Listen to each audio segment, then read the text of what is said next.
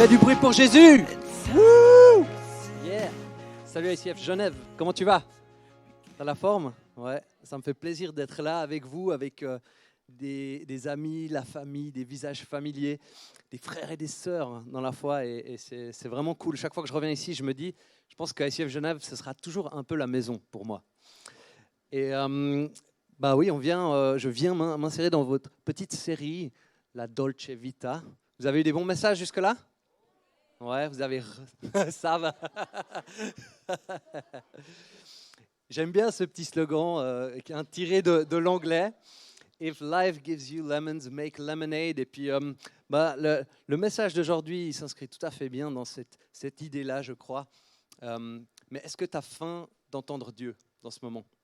Parce que si moi j'ai une chose à cœur, c'est que toi tu repartes avec une révélation de lui, avec une touche fraîche de sa présence, quelque chose que lui il dépose auprès de toi. Alors est-ce que tu serais d'accord de le lui demander personnellement avant qu'on se lance? Prions ensemble et vas-y aussi avec tes mots à haute voix dans ta tête comme tu veux. Ouais, Seigneur Jésus, on est là pour toi, c'est toi le boss ici et tu bosses dans nos vies aussi. Et je crois que tu as quelque chose pour chacun personnellement dans cette célébration. Alors on te remercie pour ça, que tu es un Dieu généreux envers nous, plein de grâce, tu es un Dieu qui nous parle, qui te révèle. Et merci pour tout ce que tu vas déposer dans chacune de nos vies ce matin. À toi toute la gloire, Seigneur Jésus. Et en ton nom on prie. Amen. Yes, trop beau. Alors, Yann l'a bien dit, on parle d'une attitude de vainqueur. On parle de remporter la victoire. Est-ce que tu as envie de vivre des victoires? Je crois qu'on n'a pas du tout envie de perdre dans notre vie. Moi, je n'ai pas envie personnellement, j'ai envie de vivre des victoires. Et on parle d'une attitude finalement parce que l'attitude, c'est un élément hyper important dans notre vie sur ce qui va se dérouler finalement. En leadership, John Maxwell, il dit « Attitude will make or break you ». En gros, l'attitude te fera ou te brisera. Et c'est vrai que finalement, notre disposition intérieure a un grand effet, une grande répercussion sur ce qu'on va vivre, ce qu'on va accomplir, ce qui va se passer ou non. Et on peut regarder les gens qui sont des vainqueurs dans la vie, des champions, peut-être sportifs, ça peut être dans la musique, ça peut être dans plein de domaines, peut-être dans les relations. Finalement, ils ont des ingrédients en commun et leur mentalité n'est pas laissée au hasard. Il y a des choses qu'on voit, et puis c'est aussi vrai finalement aussi pour un champion spirituel. Il y a certaines caractéristiques qui sont communes à tous les gens qui deviennent des champions spirituels de la foi.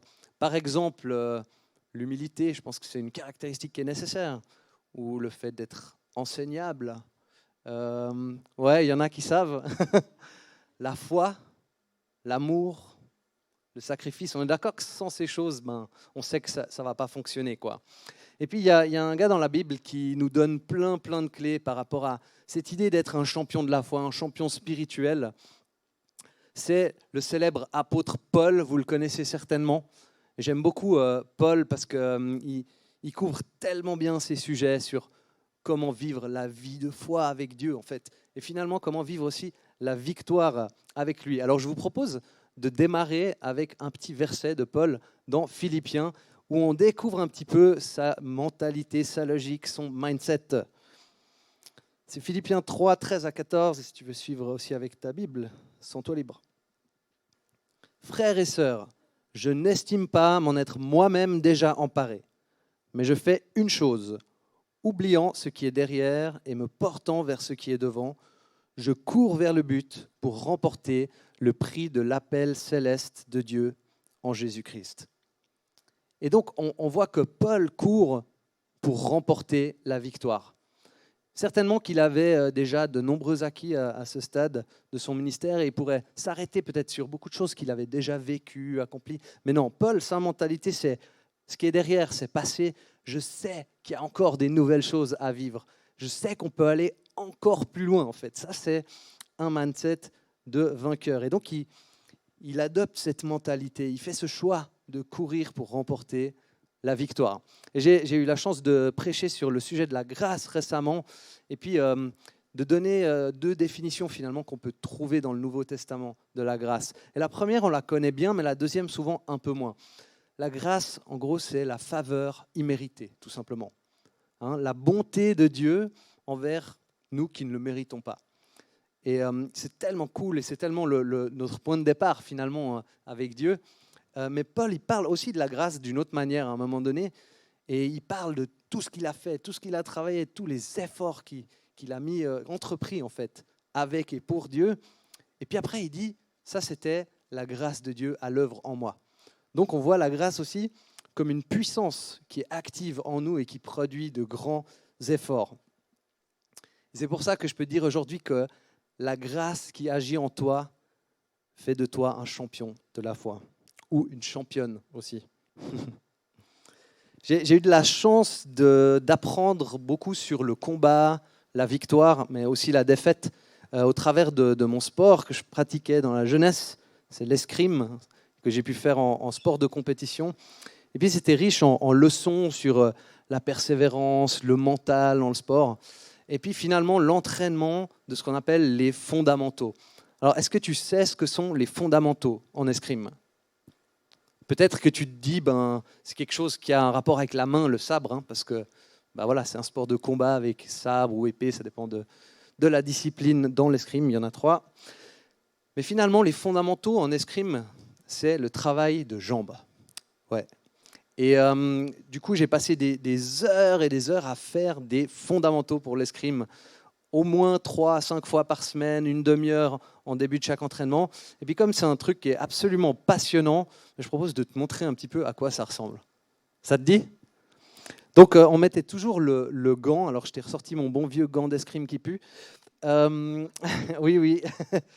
Et on le mettait pour se mettre en condition, mais finalement on ne prenait pas le sabre la plupart du temps. C'était juste pour être dans l'ambiance, quoi.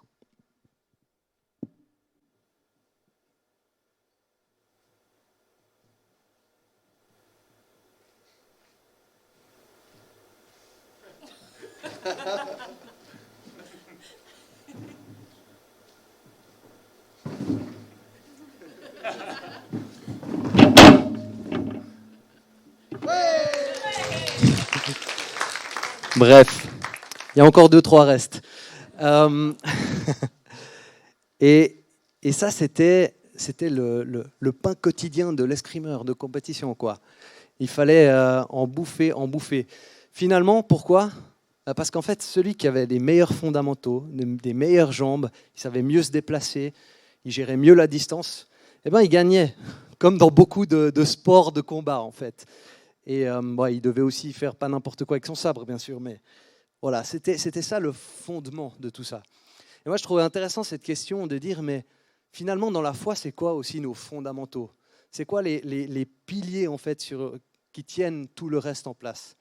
Alors, on pourrait s'amuser à les lister positivement, mais une manière qui est des fois un petit peu originale, un peu rigolote d'aborder les choses, c'est de prendre les choses à l'envers, en fait. Et donc, si toi, tu voulais détruire ta foi, comment tu t'y prendrais, hein ? Si tu voulais juste ruiner ta vie spirituelle, tu vois, ça serait intéressant, non ? Je sais pas, moi, par exemple, j'essaierais d'établir toutes mes priorités à l'envers, quoi. Donner beaucoup de temps, d'énergie et de valeur à des choses finalement qui n'ont pas beaucoup d'impact dans l'éternité.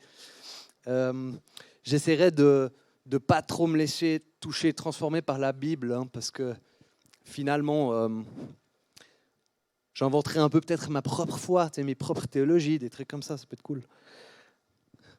Pas trop de temps dans la prière, hein, parce que de toute façon, ça ne sert pas à grand-chose. Dieu sait déjà tout ce qu'on va demander.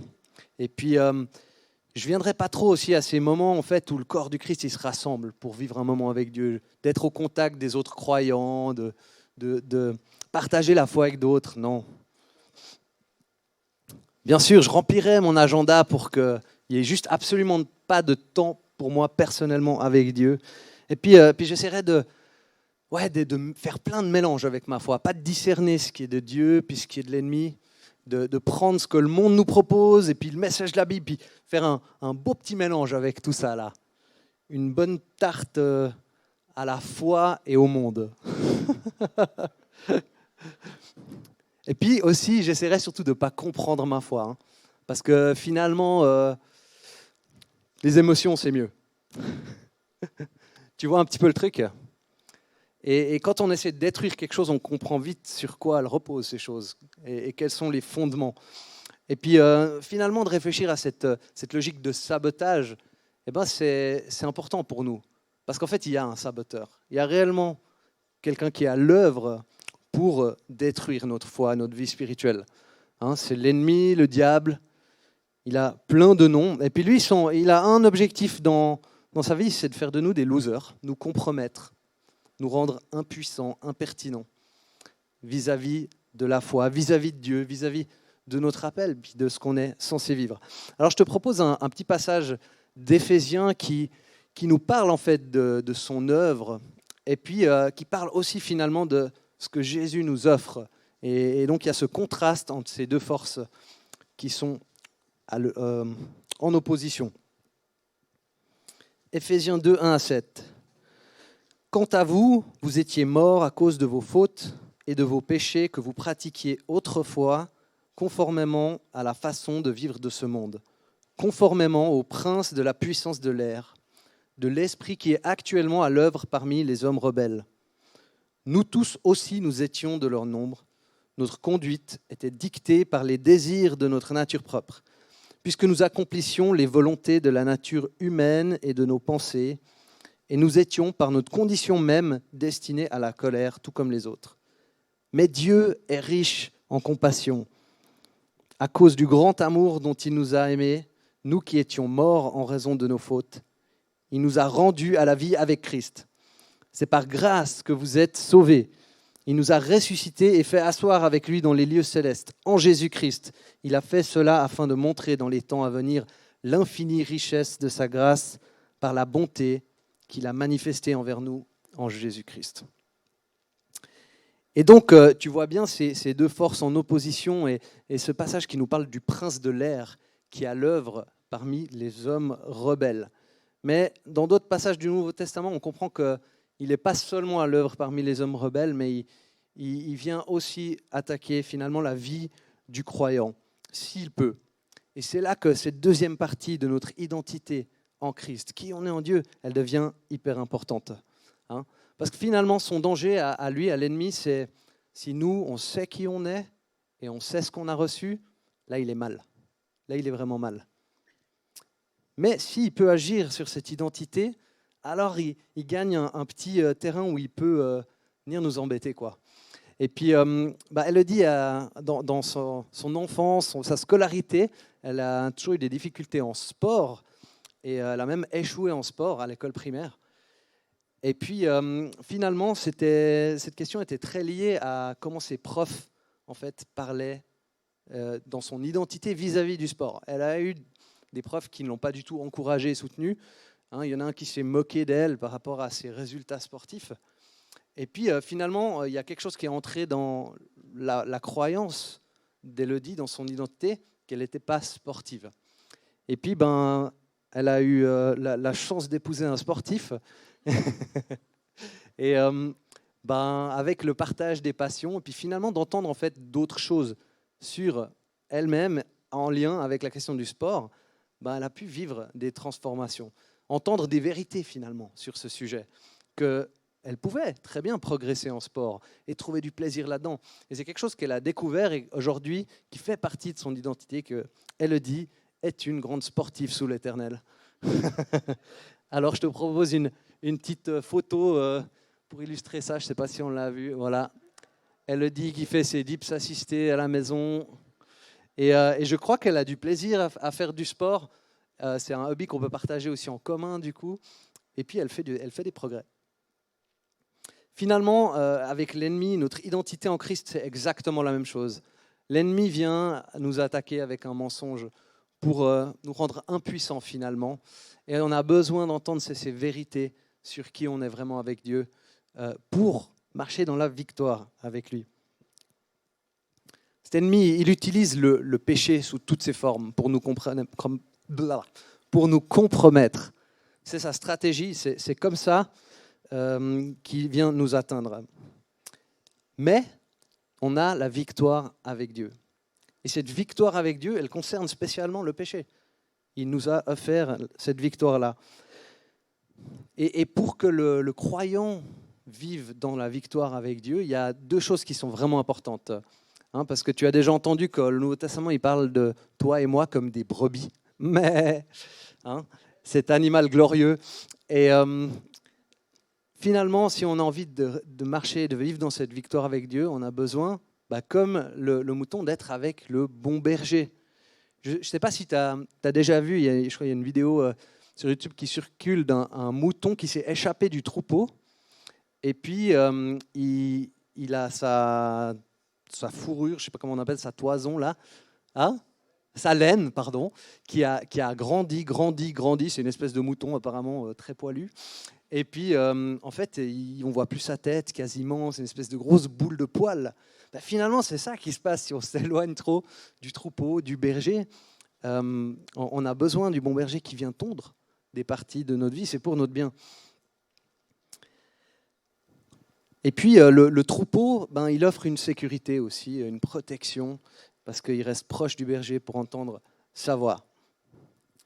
Et dans ce contexte-là, on bénéficie de cette victoire de Jésus-Christ pour nous. À la croix, une bonne fois pour toutes, c'est réglé.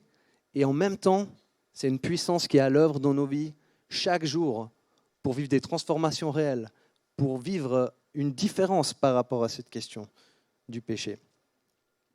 Et donc notre combat avec Jésus-Christ, il trouve sa valeur dans le fait que Dieu a toujours la victoire. Dieu a toujours la victoire. Ça, c'est une réalité qui change tout dans notre vie de croyant. Et la Bible en parle dans 1 Corinthiens. Je te propose un petit verset qui déclare ça de manière très claire. Mais que Dieu soit remercié, lui qui nous donne la victoire par notre Seigneur Jésus-Christ. Ainsi, mes frères et sœurs bien-aimés, soyez fermes, inébranlables, travaillez de mieux en mieux à l'œuvre du Seigneur, sachant que votre travail n'est pas sans résultat dans le Seigneur. Et on voit bien, cette victoire, elle a été accomplie déjà, une fois pour toutes. On voit la grâce de Dieu envers nous, cette faveur imméritée. Puis on voit en même temps, Paul, il dit, travaillez, allez-y, allez à fond.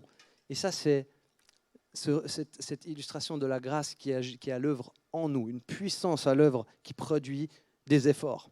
Et alors on peut se poser vite cette question, mais c'est quoi l'équilibre finalement entre ce que Dieu a fait, ce que moi je fais?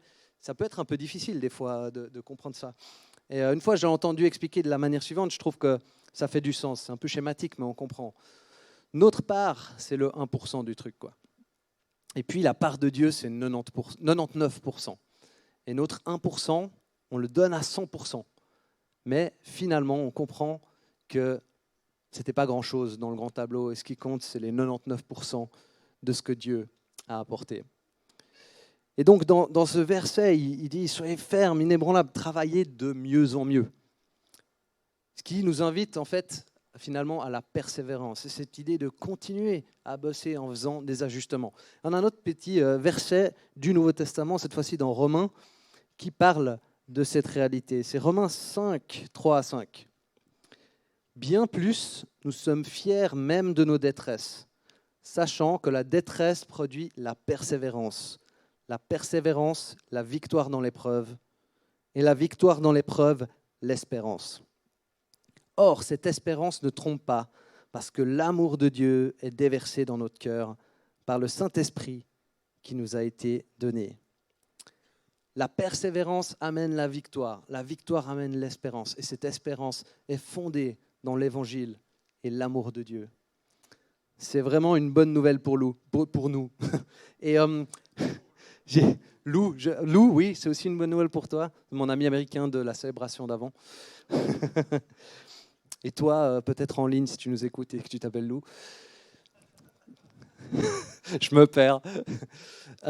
J'ai eu la chance de faire 2 semaines de vacances en Grèce récemment avec les Chiliguères qui sont là. Yes, il y en a qui connaissent Lucas et Daniela.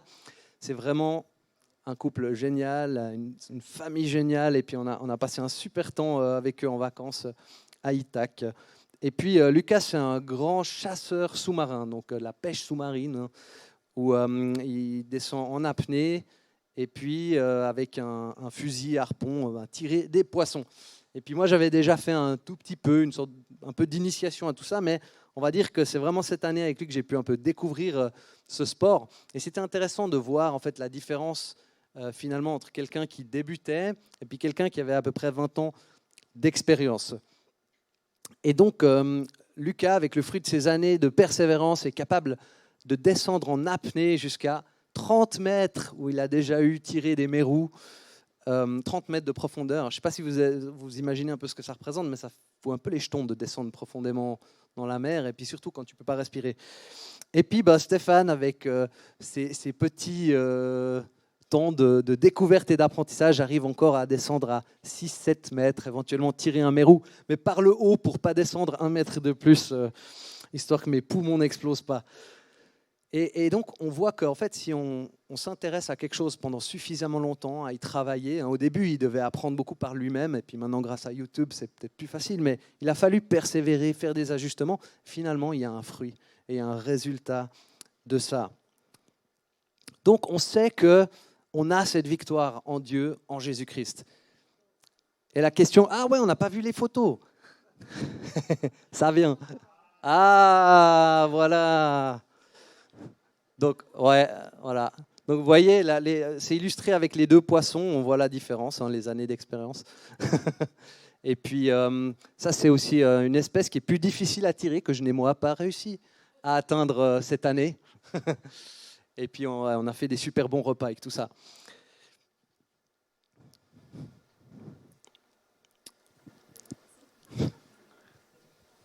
Ouais, c'est magnifique. J'ai envie d'y retourner maintenant. Et donc, Dieu, avec sa toute-puissance, n'a jamais perdu un match. Il n'a jamais vécu vraiment la défaite. Dieu est toujours vainqueur. Alors, qu'est-ce que ça veut dire? À quoi ça ressemble notre vie avec Dieu par rapport à ça? Et en septembre dernier, j'étais dans une retraite pastorale avec les pasteurs du mouvement. Et on m'a demandé de faire un petit input de 3 minutes, juste un petit encouragement comme ça. Donc j'ai décidé de parler finalement de la construction de l'Église en fait. Et puis cette idée qu'on a la victoire en Jésus-Christ pour construire l'Église aussi, l'Église locale. Et que malgré les plus grands obstacles et les pires circonstances, Jésus-Christ bâtit son Église.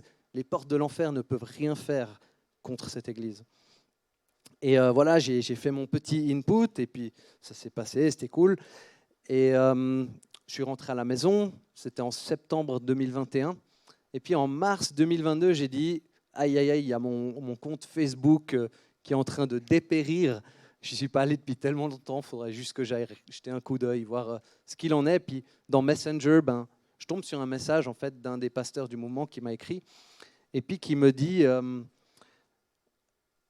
que voilà, il a été touché par ce petit input, qu'il a trouvé sympa, puis il voulait encore partager quelque chose avec moi. Puis il m'a envoyé un texte en fait sur la victoire en Jésus-Christ et puis à quoi elle ressemble vraiment cette victoire.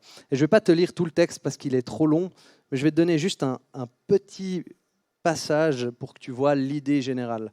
Voilà ce qui est écrit dans son texte. Si nous croyons que la croix est le modèle de la victoire, alors la victoire ressemble à la défaite, à un sentiment de désespoir et sans la mort. Je crois que c'est précisément ce que Paul voulait dire quand il racontait les nombreuses épreuves de sa carrière apostolique. Waouh! Et ce texte nous rappelait que la victoire des apôtres n'a pas été sans difficulté. Ils ont été condamnés à mort, ils ont été persécutés. Il y avait des challenges incroyables.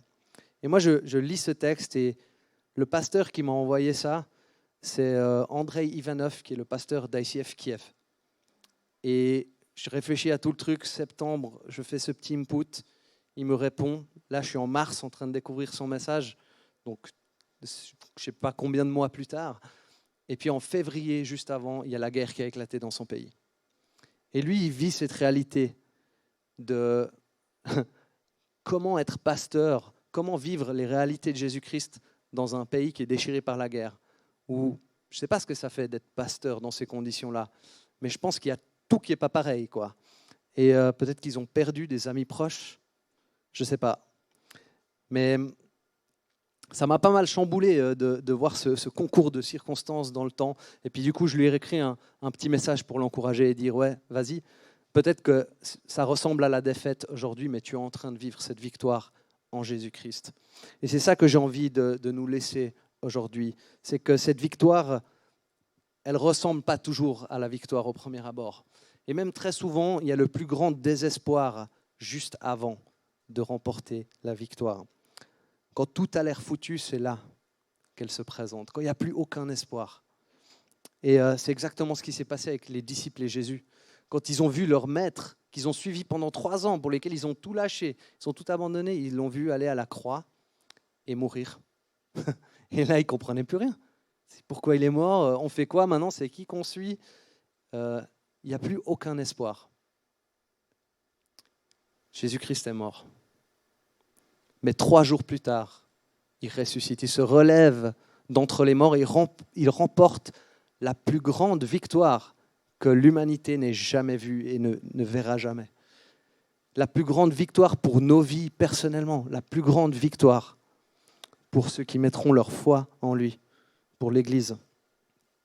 Et il vient et il se présente à eux comme ce sauveur, comme le Messie, après que le miracle de la résurrection a eu lieu. Tu peux lire ça dans Luc 24, 45 à 47. Qui dit « Alors il leur ouvrit l'intelligence afin qu'ils comprennent les Écritures, et il leur dit ainsi, il est écrit, et il fallait que cela arrive, que le Messie souffrirait et qu'il ressusciterait le 3e jour, et que la repentance et le pardon des péchés seraient prêchés en son nom à toutes les nations, à commencer par Jérusalem. » En Christ, tu as la repentance et le pardon pour tous tes péchés. Et j'ai envie de terminer ce message en te lisant encore un petit passage, un petit verset qui parle de cette victoire écrasante de Jésus-Christ à la croix pour toi. Et ce qu'elle signifie. Alors, écoute juste ce texte et laisse-le te définir, que ça puisse être comme une proclamation sur ta vie. C'est Colossiens 2, 13 à 14. « Vous qui étiez morts en raison de vos fautes et de l'incirconcision de votre corps, il vous a rendus à la vie avec lui. Il nous a pardonné toutes nos fautes. Il a effacé l'acte rédigé contre nous qui nous condamnait par ses prescriptions. Et il l'a annulé en le clouant à la croix. Il a ainsi dépouillé les dominations et les autorités et les a données publiquement en spectacle en triomphant d'elles par la croix. » En Christ, tu es vainqueur sur le péché. En Christ, tu sais qui tu es et tu sais ce que tu as reçu. Et je te propose de prendre un moment pour laisser ce Christ ressuscité venir et répandre sa victoire encore un peu plus dans ta vie, là où il le veut, là où il a envie de se révéler à toi. Alors, ferme les yeux et reçois ce qu'il a pour toi dans ce moment. Passons un moment avec lui. Seigneur Jésus-Christ, merci pour cette plus grande victoire que tu as accomplie pour nous à la croix, qu'on ne pouvait pas accomplir pour nous-mêmes, mais c'est toi qui es venu combattre pour nous. Et des fois, on est fatigué de combattre, mais on se rappelle dans ce moment que la victoire, c'est toi qui l'as remportée pour nous, que tu nous l'offres comme un cadeau immérité de ta grâce envers nous. Et cette victoire est vraie dans nos vies aujourd'hui. Elle est vraie dans les pires circonstances et dans les meilleures. Alors on t'invite, Seigneur Jésus, aujourd'hui, révèle cette puissance de ta victoire à la croix pour nous, encore plus maintenant. Viens dans cette salle auprès de chacun et chacune d'entre nous. Toi qui nous parles, toi qui te révèles, ce Dieu duquel on peut entendre le son de la voix. On se met à ton écoute maintenant et on reçoit ce que tu as pour nous.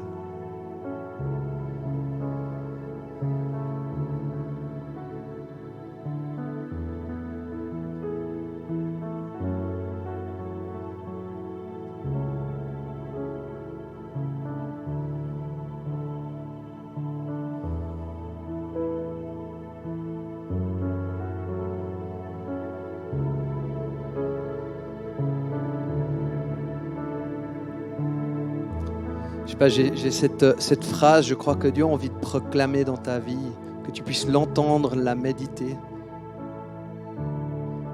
Et il dit, la victoire est à moi, déclare l'Éternel. C'est à Dieu qu'est la victoire. Écoute Dieu te le dire, la victoire est à moi, déclare l'Éternel. Sois béni dans sa victoire.